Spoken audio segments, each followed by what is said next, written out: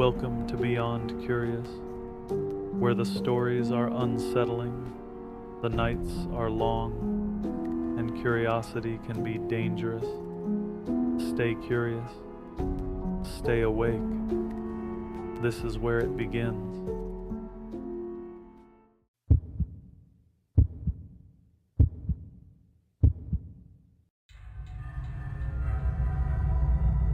If you ever lock eyes with something in the dark, don't be the first one to look away. I learned that when I was 9 years old, and I've been testing that rule for over 4 decades. The first sighting wasn't mine. It was my cousin Mara's. We grew up in northern Michigan, in a small lake town that shut down after tourist season. Winters were long, heavy, and silent. Our families shared a duplex, ours on the left, theirs on the right. One February night, during a snowstorm that knocked the power out, Mara said she saw someone standing in the backyard, not walking, not shivering, just standing in the falling snow. She thought it was a prank at first, some teenager in a costume. But when lightning flashed, she realized something was wrong. It didn't have a face, not covered, not shadowed, just blank, like someone forgot to finish it. The next morning, there were no footprints in the snow. None. My uncle blamed imagination, storm nerves. But a year later, it stepped into my life. I remember the night clearly because the radiator in my bedroom wouldn't stop clanging. My parents were asleep.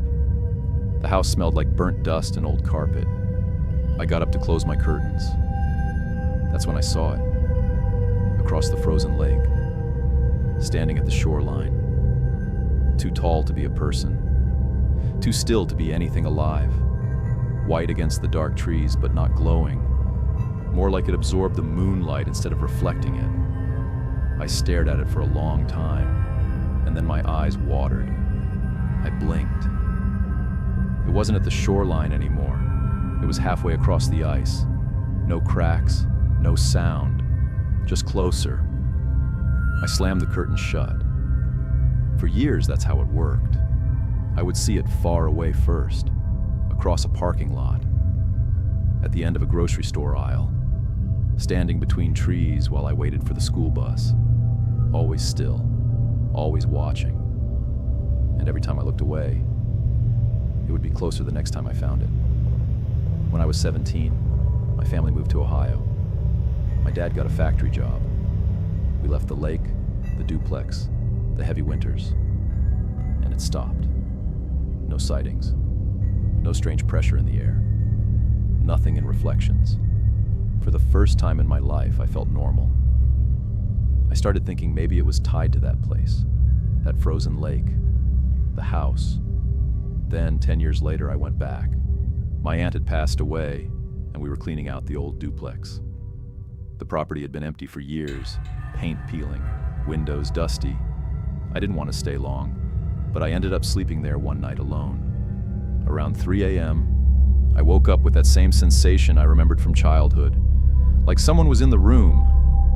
The air felt crowded. I didn't move at first. Then I noticed something strange. My bedroom door was closed when I went to sleep.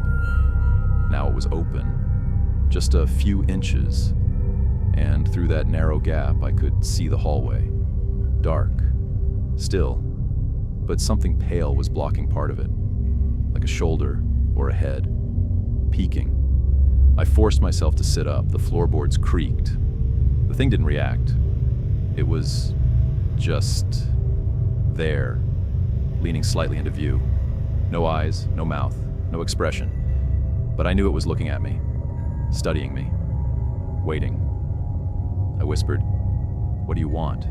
And that was my mistake, because its head tilted, slowly, curiously. And in that tiny movement, I realized something worse. It wasn't peeking into my room. It was leaning out from the ceiling. Its body wasn't standing in the hallway. It was attached to the upper corner, where the wall met the ceiling, bent at an angle that no bones should allow, watching me from above. My breath hitched, my vision blurred. I blinked. It was gone. I didn't stay the rest of the night. I drove 3 hours back, home, before sunrise. I'm 53 now. I still see it. Not often, but enough. Last month, I caught it in the reflection of my television while it was off, standing directly behind my couch. Too close. So close I should have felt it breathing. But it doesn't breathe. It doesn't make sound. It just waits. And I've noticed something new. It doesn't start far away anymore. It starts near, like it's done with the chase, like it knows I'm slower now. My cousin Mara still sees it too. She says when it appears for her, it doesn't stand. It crawls, across walls, across ceilings, its limbs stretching longer than they should. My uncle claims he stopped seeing it years ago. He won't tell us why. He just keeps every mirror in his house covered with cloth. I asked him once what he saw. He said, it wasn't outside anymore. I haven't asked again. The thing about it is this. It only moves when you break eye contact. So, sometimes, when I feel that pressure in the room, I'll slowly turn my head, and if I find it, I don't blink. My eyes burn. They water. My vision trembles. But I refuse to look away, because I have this horrible feeling. The day I finally do, it won't just be closer. It'll be close enough to touch me.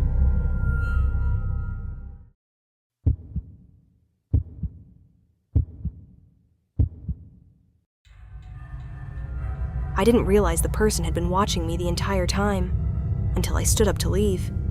And when I finally noticed them, they didn't even pretend to look away. They just kept staring.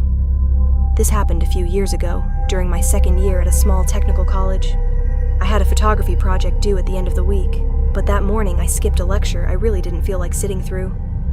Instead of going home and getting distracted, I drove to a large retail plaza on the edge of town. It had a big media store that sold books, music, and electronics.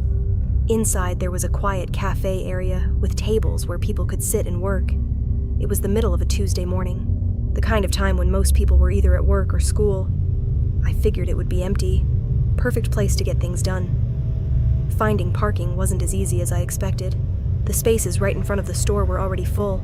Delivery vans, a few employee cars, and a couple SUVs that looked like they hadn't moved in hours. So I circled around the side of the plaza and pulled into the rear parking area behind the buildings. Back there, the place felt different. The pavement stretched out in long rows behind the stores. Faded lines marked dozens of empty spaces, and only a handful of cars were scattered across the lot. The buildings blocked most of the street noise. It was quiet, almost too quiet. I parked halfway down one of the rows and stepped out with my backpack and camera bag. A narrow walkway ran between the buildings, leading toward the front entrance of the store. As I walked through it, the smell of coffee drifted through the air from somewhere inside. The store itself was calm and dimly lit. Rows of tall shelves filled with books and magazines stretched across the floor. Toward the center was the cafe counter, with a few small tables beside a row of large windows. A handful of people were scattered around the store, someone browsing vinyl records, a person standing near the electronics section, and a couple sitting quietly at a table near the window. I ordered a drink and a breakfast wrap, then chose a small table facing the open floor of the store. From where I sat, I could see the front entrance through the glass doors, the long counter at the cafe, and a corridor that led deeper into the shelves. I pulled out my laptop and started working. For almost an hour, everything was normal. Typing, editing photos, taking occasional sips of coffee while soft music played overhead. Every now and then, someone would walk past the table area, the sound of their footsteps fading into the aisles. It was exactly the quiet morning I'd hoped for. Then someone sat down at the table directly across from me. I didn't look up right away. The chair made a faint scraping sound against the floor, and I noticed the movement out of the corner of my eye. A figure lowered into the chair. Both hands rested on the tabletop. And then Nothing. No bag being set down, no drink placed on the table, just stillness. At first, I didn't think much of it. People sometimes sit while waiting for someone, or for their order to be ready, so I kept working. But after a few minutes, something about it started bothering me, because the person across from me hadn't moved at all. No shifting in the seat, no reaching for a phone, no turning their head to look around. They were just sitting there, completely still. You know that strange feeling you get when someone is looking at you? The kind that makes the back of your neck tighten. That feeling slowly started creeping up my spine. I didn't want to look directly. Sometimes eye contact invites conversation, and I didn't want that. So instead, I leaned back slightly and glanced toward the entrance doors, technically looking past the person across from me, using my peripheral vision. That's when I saw it. The figure across the table wasn't looking around the store. They were staring straight at me. Not casually, not like someone zoning out. Their body was angled toward my side of the table, elbows resting on the surface. Hands clasped together, head tilted slightly forward. And their gaze didn't drift when I moved. It stayed fixed on me, unblinking. I told myself to ignore it. People stare sometimes. Maybe they thought they recognized me. Maybe they were just socially awkward. But after several more minutes passed, the tension in my chest kept building. Because nothing changed. The person didn't order anything, didn't stand up, didn't look at a phone. They just sat there, watching. I lowered the screen of my laptop slightly and pretended to adjust something in my bag. From that angle, I could see them more clearly without lifting my head. Still sitting the same way, still facing me. The posture reminded me of an animal that had locked onto something it didn't want to lose sight of. Patient, quiet, waiting. That's when I decided it was time to go. But the problem was the parking lot. My car was in the back area behind the plaza. The quiet one. The one where there were long rows of cars and almost no foot traffic. If the person followed me out there, I'd be completely alone. So I needed to make sure first. I packed slowly, closed the laptop, slid it into my bag, zipped everything up. Then I stood up and walked toward the hallway that led to the restrooms near the back of the store. But I never actually went into the restroom. Just before reaching the door, I turned sharply into one of the book aisles beside it. The shelves were tall enough to block the view from the cafe area. Halfway down the aisle, I stopped and looked back toward the opening. A moment later, a shadow appeared at the end of the row. The same person. Standing near the corner of the shelf, looking in my direction. The instant I turned fully toward them, the figure quickly stepped backward out of view. Like someone who had just been caught doing something they weren't supposed to. That was all the confirmation I needed. They had followed me. My heart started pounding so hard, it felt like the sound filled the aisle.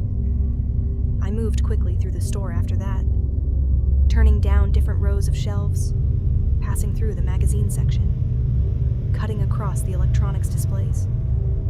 Every now and then I glanced behind me. Once, I saw the edge of a shoulder appear briefly between two shelves before disappearing again. I didn't wait to see more. I headed straight for the front doors. Outside, the air felt colder than it had earlier. I walked quickly down the narrow walkway between the buildings that led toward the rear parking lot. My keys were already in my hand, gripped tight between my fingers, just in case. The moment I stepped into the open parking area, the silence hit me again. Rows of cars, wind moving across the pavement. No people anywhere. I forced myself not to run. Running can attract attention. So I walked fast, head forward, straight toward my car. When I reached it, I unlocked the door, got inside, and immediately locked everything. My hands were shaking as I started the engine. I reversed out of the space and turned toward the exit of the lot. And that's when I glanced in the rearview mirror. At the far end of the walkway between the buildings, a figure had just stepped outside, standing partially in shadow near the wall. facing the direction of the parking rows. I didn't wait to see if they started walking. I drove straight out of the lot and didn't slow down until I reached the main road. My hands stayed tight on the steering wheel the entire way home. For a long time after that, I stopped going places alone. Libraries, coffee shops, even grocery stores late at night. I always made sure someone came with me, because the thing that stuck with me wasn't being chased, or threatened, or attacked. It was that silent hour across the table. The way someone could sit perfectly still and watch you the entire time.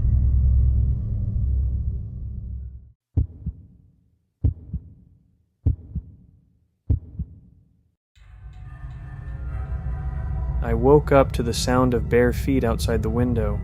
At first I thought it was part of a dream, but when I opened my eyes, the feet were still there, perfectly still, facing directly into the room. This happened during the winter a couple of years ago. My older brother had been admitted to a regional medical center after collapsing at work. The doctors said it was a severe concussion combined with dehydration, but they kept him overnight for observation just to be safe. Because the hospital was nearly full, they placed him in a temporary recovery suite on the ground floor. It was technically meant for short-term monitoring patients, not long stays.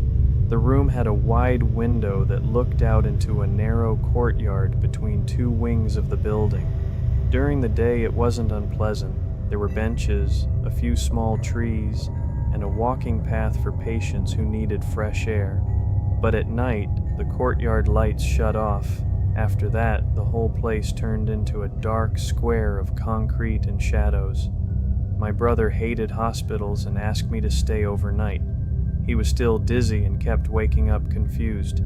So I pulled the visitor chair next to his bed and settled in for the night. By around 2 a.m, the floor had gone quiet. The usual noise faded. Rolling carts, distant conversations, call buttons ringing. Even the hallway outside our room went silent. My brother was finally asleep, breathing slow and steady. I remember leaning back, stretching my legs, and telling myself I'd close my eyes for a few minutes. I must have drifted off almost immediately, but it wasn't real sleep, more like that strange, half-awake state where you can still hear everything around you. The air vents humming, the faint ticking of a wall clock, the soft mechanical beep from the monitoring equipment near my brother's bed. Then another sound crept in, a faint tap, somewhere outside. I ignored it at first. Hospitals make strange noises all night, but a few seconds later it came again. Tap, pause, tap. The sound was soft and uneven, like skin touching concrete. Slow footsteps. My eyes opened slightly. For a moment I just stared at the ceiling, listening. Tap, pause, tap. The sound was coming from the courtyard directly outside the window, which didn't make sense. The courtyard was locked after visiting hours. Staff had mentioned that earlier when they showed us the room. No one was supposed to be out there at night. Still half asleep, I turned my head toward the window, and that's when I noticed them. A pair of feet, bare, standing on the concrete just outside the glass. They were close enough that the dim light from the room touched them faintly. The skin looked oddly pale, not injured, not dirty, just drained of color somehow. The toes were pointed inward slightly, aimed directly toward the bed, toward us. I sat completely still. At first, I assumed it had to be another patient who wandered out somehow, maybe someone confused or sleepwalking. But something about the way they were standing bothered me. They weren't pacing, they weren't shifting weight, they weren't trying to open the door. They were just standing there, perfectly still, as if whoever it was had stopped to watch. From my angle in the chair, the window frame cut off everything above the ankles. I couldn't see their legs, couldn't see their torso, just those feet, and the longer I looked at them, the stronger this strange instinct grew in my chest. A heavy feeling, like a warning, don't look higher. I don't know why that thought hit me so strongly, but it did.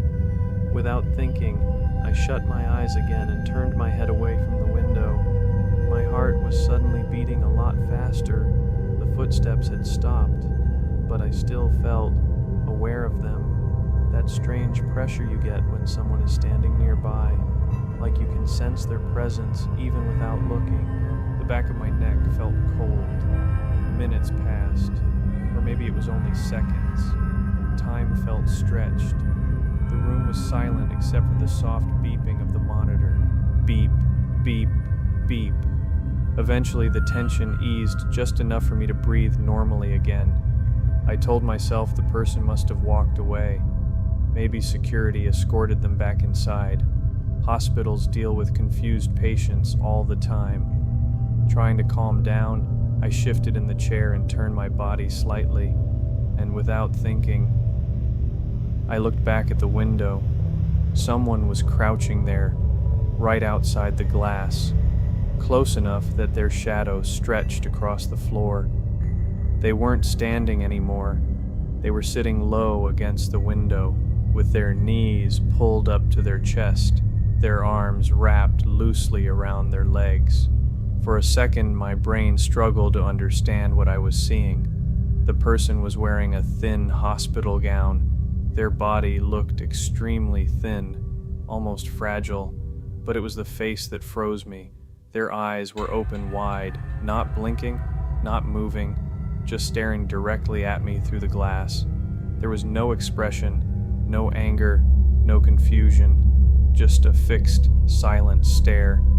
The two of us locked eyes, and for a moment neither of us moved. Then instinct kicked in. I shouted, loud and sudden. The sound exploded through the quiet room. The figure outside jerked violently, like an animal startled by a gunshot. What happened next was the part that disturbed me the most. Instead of standing up and running normally, they pushed off the ground with their hands and feet, scrambling forward in quick, jerky bursts across the courtyard, almost crawling, but faster. Within seconds, they reached the dark edge near the bushes, and then they disappeared. Just like that. Gone. I jumped out of the chair and rushed to the window. Nothing. Only the empty courtyard and the faint shapes of trees in the darkness. Behind me, my brother groaned and shifted in bed. "Hey, what's going on?" he muttered, half asleep. I realized my hands were shaking. My heart was pounding so hard I could hear it in my ears. I didn't want to scare him, so I forced my voice to stay calm. "Nothing," I said. "I think I just startled myself awake." He grumbled and rolled onto his side. Within a minute he was asleep again, but I stayed awake the rest of the night, watching that window, waiting to see those feet again. Around 3 in the morning, a nurse came in to check my brother's vitals. While she worked, I casually asked if anyone had been walking around outside the courtyard. She stopped for a second and looked at me. "No," she said, "that area is locked after 10. Then she added something that made my stomach tighten. "We did have a patient wander off earlier tonight from another unit," she said. "Security found him eventually." She paused. "Why?" I hesitated, then shrugged. "Thought I heard something." She nodded and continued her work. My brother was discharged the next afternoon. Nothing else strange happened during the rest of our stay. But I still think about that night sometimes, about those eyes staring through the glass. And one detail keeps bothering me more the longer I think about it. When I first woke up, the footsteps were already stopping, which means whoever that person was had probably been standing there, quietly watching the room, for a long time before I opened my eyes. If those stories unsettled you, good. There's another waiting on your screen right now. Subscribe if you're curious enough to continue. Stay curious. Stay awake.